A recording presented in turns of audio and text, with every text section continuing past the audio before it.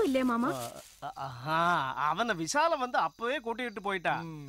என்கிட்ட இப்போ ஒரு 100 ரூபாய் இருக்கு. என் அக்கௌண்ட்ல லெஸ் பண்ணிக்கங்க. வேண்ட குழந்தை, உனக்கு சம்பளம் கிடைக்கும் போது எல்லாம் சேர்த்து கொடுத்தா போதும். அப்படி வேண்டாம் மாமா, எனக்கு பாரம் அதிகமாயிடும். ஒரு பாக்கெட் மிளகாத்தூளும் நல்லெண்ணெய் ஒரு பாக்கெட்டும்.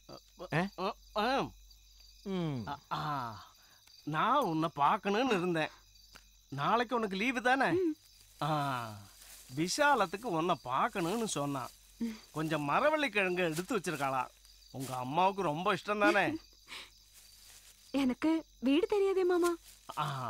காலையில வேலையெல்லாம் முடிச்சிட்டு இங்க வந்தா போதும். நான் உன்னை கூட்டிட்டு போறேன். சரி மாமா. கொடுக்கலாமா? வரேன் மாமா. நாளைக்கு அம்மாவுக்கு ஸ்பெஷலா ஒண்ணு பண்ணி தர போறேன். என்ன தெரியுமா? கிழங்கு.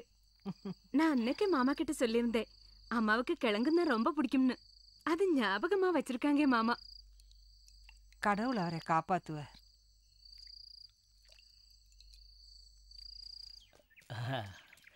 வா வா. இது என்ன கையில?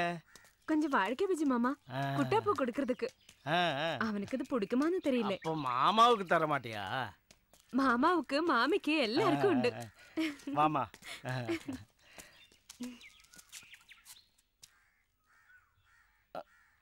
நீ அப்படி உட்காருமா.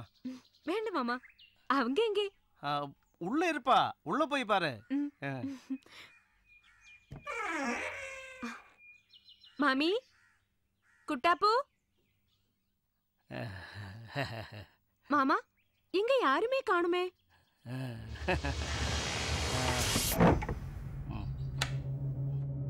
மாமா, எதுக்கு கதவு சாத்துறீங்க?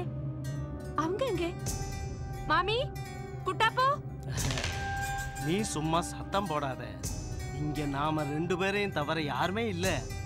விசாலம் காலையில பையனை கூட்டிட்டு போனதுனால தானே நான் உன்னை கூப்பிட்டேன். மாமா, கதவு திறங்க. எதுக்கு? மாமாவோட ஒரு ஆசை தானே குழந்தை. கொஞ்ச நேரம் மாமாவோட சேர்ந்து இருந்துட்டு போகலாம். அப்புறம் உன்னோடையும் அம்மாவோடையும் காரியங்கள் எல்லாம் நான் பாப்பேனே. முதல்ல நீங்க கதவு திறங்க. இல்லனா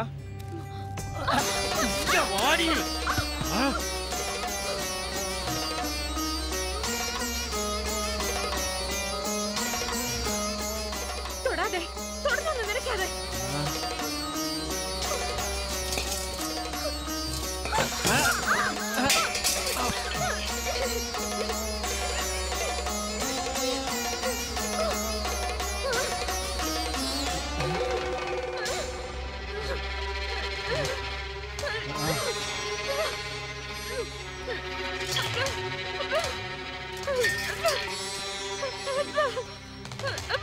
நீ என்ன நாட ஆடுறியா?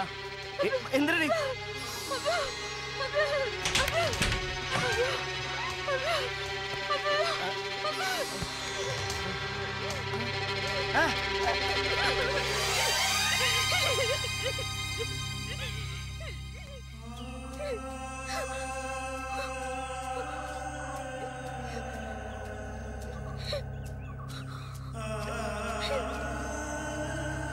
தூக்கி போடுறேன். 1/2 கிலோ சக்கரை, ஒரு தீப்பெட்டி. இதுவரை உள்ள கடனை தீர்த்துட்டு ரொக்கம் பணத்தை கொடுத்தா இனிமே பொருளை கொடுத்தா போதும்.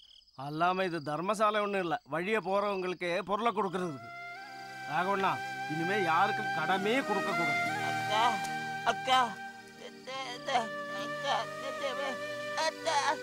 அவனோட ஒரு அக்கா. குட்டாப்பூ, பரவாயில்ல பரவாயில்ல குட்டாப்பூ, பரவாயில்ல. சார் கொஞ்சம் நில்லுங்க. ஏன் முன்ன உன்னால தாண்டி எனக்கு இந்த நிலைமை வந்தது. இன்னும் கொஞ்ச நாள் அரசாங்க செலவில் வாழ்ந்துட்டு வரலாம். நடக்கடா சீக்கிரம். சார இப்பவும் அந்த கோதம்புண்டு தானா இல்ல பிரியாணி ஏதாவது இருக்கா? பேசாம வாடா. உங்க அம்மா நடக்க ஆரம்பிச்சிட்டாங்க ஸ்வதி. அவங்களுக்கு இன்னும் உடம்பு சரியா இல்ல, கவனமா பாத்துக்கோ.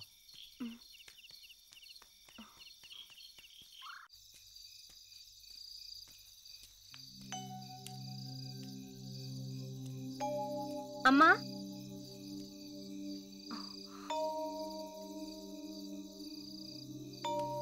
அம்மா, அம்மா என்னாச்சம்மா? இன்னைக்கு வெளியே பார்க்கல உன்னே. அம்மா கொஞ்சம் முடியலம்மா. இன்னைக்கு என்னாச்சுமா? வெளியே எங்கேயாவது போனியா? போய் அம்மா போய் சொல்ற. இன்னைக்கு அம்மா வெளியில போயிருக்கேன். பஸ்ல ஏறி போயிருக்கேன். போனேன். எதுக்கு? ஏம்மா என்கிட்ட சொல்லல? சொல்லி இருந்தா நான் கூட வந்திருப்பேன்ல. நீ எதுவும் என்கிட்ட கேட்காது. அப்படி வேண்டி வந்தது. என்கிட்ட மறைச்சு வைக்க அப்படி என்ன இருக்கு? எனக்கு தெரிஞ்சதுன்னா என்ன அம்மா?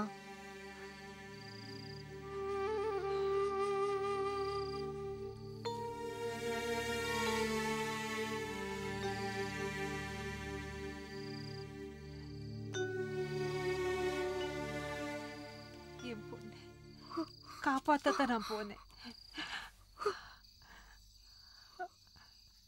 ஆனா தண்டனை வாங்கி திரும்பி வந்துட்டேன்.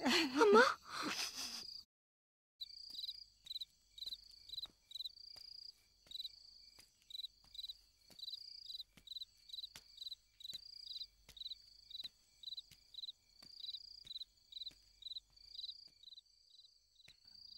ஏய் கார்த்தி தூங்கிட்டாளா?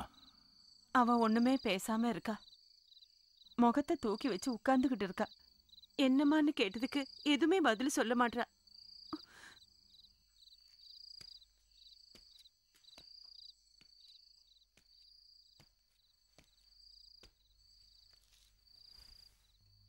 கார்த்தி உனக்கு என்ன ஆச்சுமா? உனக்கு உடம்பு சரியில்லையா? சொல்லு, எது இருந்தாலும் அப்பாட்ட சொல்லு. அப்ப என்கிட்ட சத்தியம் சொல்வியா? இல்ல எப்பா நான் போய் சொல்லியிருக்கிறேன்னா? அப்பாவோட வேலை என்ன? அது அது முன்னாடி சொல்லியிருக்கிறல்ல உங்ககிட்ட. அப்பா ஒரு குண்டையா? யாரு யாரு உங்ககிட்ட சொன்னது? யார் அது? அது எதுக்கு உங்களுக்கு தெரியணும்? அது நிஜமா சொல்லுங்க. அப்பா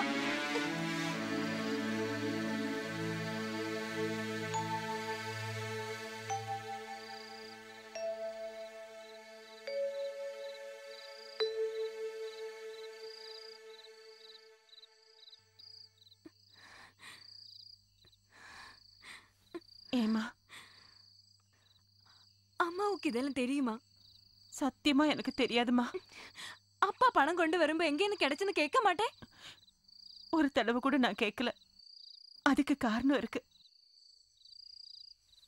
யாருமே இல்லாத ஒரு அனாதையா இருந்தவனா ஒரு நாள் பஸ் ஸ்டாண்டு பக்கத்துல வச்சு ஒரு சிலர் என்ன தொந்தரவு செய்ததை பார்த்து அவங்கள அடிச்சு துரத்தி என் கையை பிடிச்சு கொண்டு வந்தாங்க இங்க. அப்போ இங்க ஒரு குடிசை மட்டும்தான் இருந்தது. அப்படி இருந்தும் அந்த ஏழ்மை நிலை என்கிட்ட சொல்லல. நான் என்ன கேட்டாலும் கொண்டு வருவாங்க.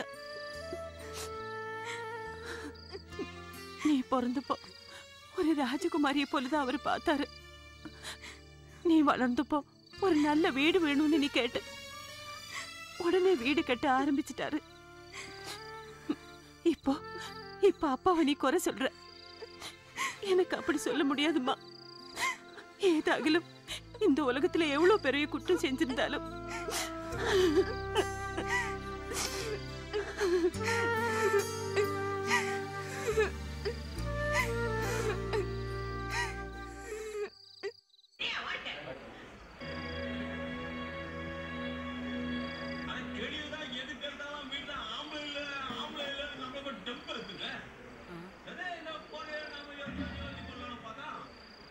ஏண்டி உனக்கு பரீட்சைக்கு ஏதாவது படிக்க கூடாதா? எப்ப பார்த்தாலும் டிவிக்கு முன்னாடி தாய். தேவையான அளவு படிச்சுட்டு தான் இருக்கேன். 24 மணி நேரம் படிச்சுட்டே இருந்தா பைத்தியம் தான் பிடிக்கும். நீ எல்லாம் சேர்ந்து எங்களா தான் பைத்தியாக்குறீங்க. இருக்கானே பெரியவன் ஒருத்தன். அப்பா லட்சமா கொட்டி என்ஜினியருக்கு ஒரு அட்மிஷன் வாங்கினாரு. ஆனா அவனுக்கு காலேஜ் போகிறதுக்கு டைம் இருக்கா? அடிதடி சண்டேன்னு ரவுடி பசங்களோட இங்கே சுட்டிட்டு இருக்கேன். என்ன கேப்பறதுக்கான இவ்வளவு சத்தம் வேண்டாம். நான் இங்கத்தான் இருக்கேன். நீ எதுக்கு கேட்கணும்? கேட்ட என்ன பிரயோஜனம்? பிரயோஜனம் ஒன்றும் பார்க்காத. எனக்கு இப்ப கொஞ்சம் பணம் வேணும். இது நல்லா இருக்கு. பணமா? பணம் நானா உண்டாக்குறேன். உங்க அப்பா இல்லையே, அவர்கிட்ட போய் கேளு. அப்பா கிட்ட கேட்ட கிடைக்காதே, அதானே அம்மா கிட்ட கேட்டேன். எப்படிடா அவர் தருவா? திருநெல்வேலி காலேஜ் போறதுக்கு சொந்தம் கார் வேணும்னு பிடிவாதமாய் சொன்னப்போ 5 லட்சத்துக்கு புது கார் வாங்கி உனக்கு தரல. என்ன ஆச்சு அப்புறம்?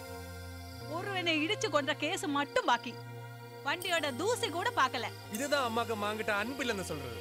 இவ்வளவு பெரிய ஒரு மேஜர் ஆக்சிடென்ட் உண்டாட்டும், கார் தவிடுபடியாட்டு ஒருத்தர் இறந்து போயிட்டும், இந்த மகன் தப்பிச்சிட்டான்னு அம்மாக்கு ஒரு சந்தோஷம் இல்லையே. உனக்கு ஒண்ணு வரான்னு எனக்கு நல்லா தெரியும். எப்படின்னா கடவுள் பாபிய பனைமரம் மாதிரி வளர விடுவானே சொல்லிருக்காங்க. என்ன கேள்வி பண்ற ஒரு சந்தோஷம் பாத்தியா? அன்புக்கு அர்த்தம் தெரியாத ஒரு அம்மாவும் தங்கச்சி. அன்போட முழு அவதாரமா ஒரு அண்ணன். ரொம்ப கிண்டல் ஒன்றும் வேண்டாம், அது உனக்கு ஆபத்து தான். அம்மா, நீங்க எனக்கு பணம் தரீங்களா இல்லையா? நான் சொன்னேனே என்கிட்ட பணம் கிடையாது. நில்லுடா இங்க. நில்லுடா இங்க. ஏய், என் செயினை முடுங்கிட்டு போற. கடவுளே, என் செயின். அம்மா, நீ நாசமா போவே. திருட்டு பயலே, நீ வா இங்க. பாரு நீ வளர்த்துன லட்சணத்தை. ஆமாடி, அந்த கேடு உனக்கும் இருக்கு. என் கடவுளே, இந்த பசங்களால எனக்கு உயிர் போகுது.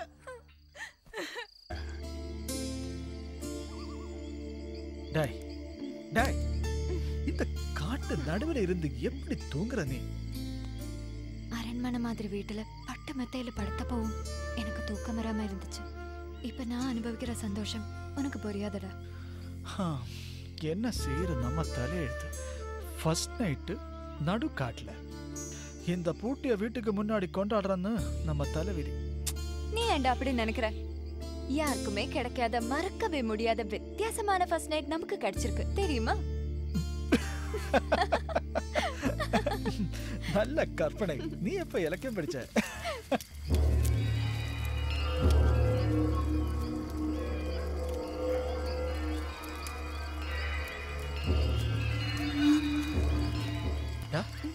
யாரோ வராங்க.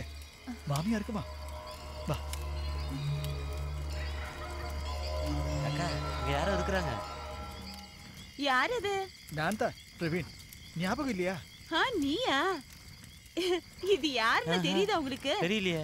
ஏன் மருமகன் பிரவீன். யாருடா இந்த பொண்ணு? அது என் பொண்டாட்டி.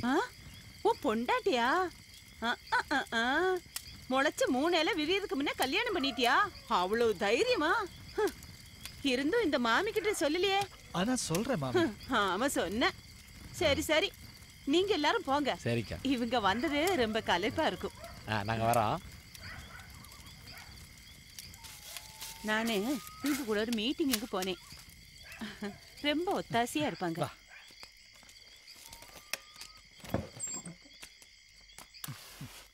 மாமி, தாத்தா எங்க போனாரு? தாத்தாவை ஒத்திக்கு விட்டுட்டு மீட்டிங்குக்கும் சமூக சேவைக்கும் போக முடியாம போச்சு. அதனால இவங்க எல்லாம் சேர்ந்து தாத்தாவை முதியோர் இல்லத்துல சேர்த்துட்டாங்க. இப்ப என்னால சுதந்திரமா போக முடியுது. இருந்தாலும் இந்த காட்டுல எப்படி தனி இருக்கீங்க மாமி? காட்டுல எதுக்கு பயப்படணும்? அப்ப இந்த காட்டுல மிருகங்க இல்லையா? மிருகங்கள் இருக்கு, ஆனா மனித மிருகங்கள் இல்ல. நான் ஏதாவது சமைச்சு கொடுக்கறேன், சாப்பிட்டுட்டு தூங்குங்க. மத்த விஷயம் எல்லாம் நாளைக்கு பேசிக்கிடலாம். இன்னும் கொஞ்சம் நாளைக்கு நீங்க தனியா சுதந்திரமா இங்க இருக்க வேண்டாம், நாங்களும் கூட இருப்போம். அது என்னடா? அது ஒரு நீளமான கதை, நான் அப்புறம் சொல்றேன். ஓ, அவசரம் ஒன்றும் இல்ல. நீங்க போய் ட்ரெஸ் மாட்டுங்க. அப்புறம் இங்க இருக்கிறது ஒரே கட்டில் தாமா. அது பரவாயில்ல, மனசு ஒன்னா இருந்தா உலக்கையிலும் படுக்கலாம். அப்படித்தானே மாமி? வா.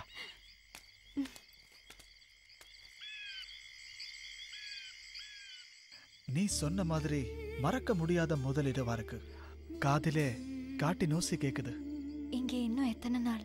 அது அப்புறம் பாப்போம். இப்ப வேற ஒன்னும் நினைக்க வேண்டாம். குளிர் அடிக்குது. அதெல்லாமே பழக்கம் ஆயிடும். இப்ப டைம் என்ன தெரியுமா?